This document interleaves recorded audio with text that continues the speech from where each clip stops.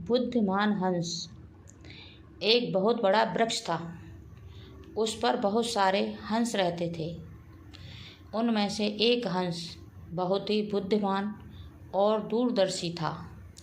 सब उसका आदर करते थे और ताऊ कहकर बुलाते थे।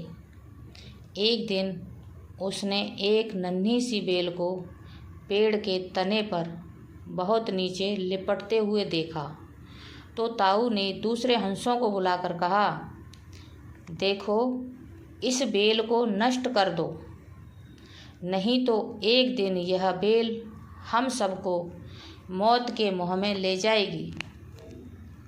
एक युवा हंस हंसकर बोला, ताऊ, यह छोटी सी बेल हमें कैसे मौत के मुँह में ले जा सकती है। सयाने हंस ने समझाया कि ये तुम्हें छोटी सी लग रही है, धीरे धीरे ये सारे पेड़ को लपेटा मारकर ऊपर तक आएगी। फिर पेड़ का तना मोटा होने लगेगा और पेड़ से चिपक जाएगा।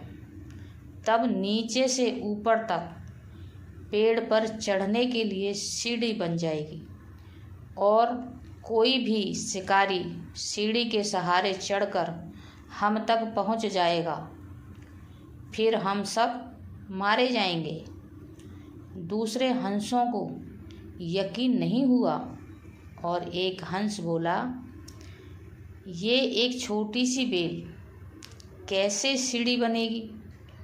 दूसरा हंस बोला, ताऊ, तू तो छोटी सी बेल को खींचकर कुछ ज़्यादा ही लंबा कर रहा है।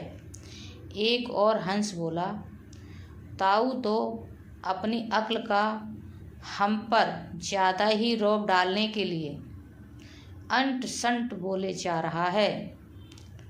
इसी प्रकार दूसरे हंसों ने उसकी बात को गंभीरता से नहीं लिया, क्योंकि इतनी दूर तक देख पाने की उनमें क्षमता नहीं थी। समय बीतता गया। धीरे धीरे बेल लिपटते हुए ऊपर शाखाओं तक पहुंच गई और तना मोटा होने लगा। सचमुच ही तने से पेड़ पर सीढ़ी बन गई, जिस पर आसानी से चढ़ा जा सकता था। तब सबको ताऊ की बात की सच्चाई सामने नजर आने लगी। पर अब कुछ नहीं किया जा सकता था, क्योंकि बेल इतनी मजबूत हो गई थी कि नष्ट करना हंसों के बस की बात नहीं थी। एक दिन जब हंस दाना चुगने बाहर गए थे, तब एक बहेलिया उधर आ निकला। पेड़ पर बनी सीढ़ी को देखते ही उसने पेड़ पर चढ़कर जाल बिछाया और चला गया। शाम को जब सारे हंस आए और पेड़ पर उतरे तो बहेलिया के जाल में बुरी तरह फंस गए।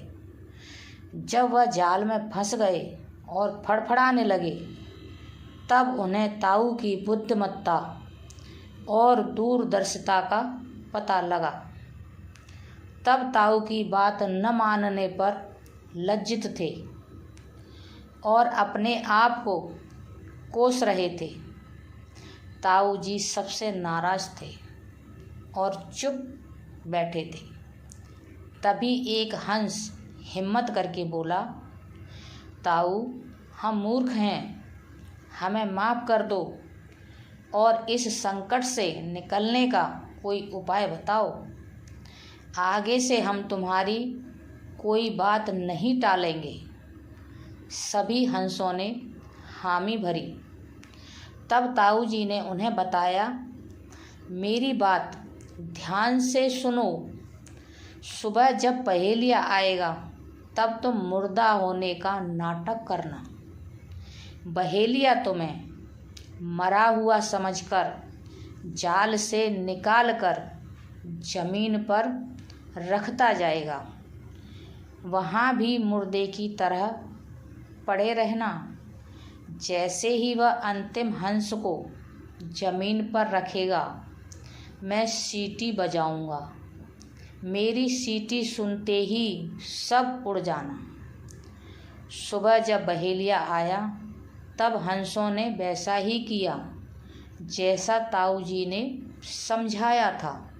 सचमुच बहेलिया हंसों को मुर्दा समझकर जमीन पर पटकता गया। सीटी की आवाज़ सुनकर सारे हंस उड़ गए। बहेलिया अवाक होकर देखता रह गया। इसीलिए कहते हैं कि बुद्धिमानों की सलाह गंभीरता से लेनी चाहिए। जय श्री राम। हर हर महादेव।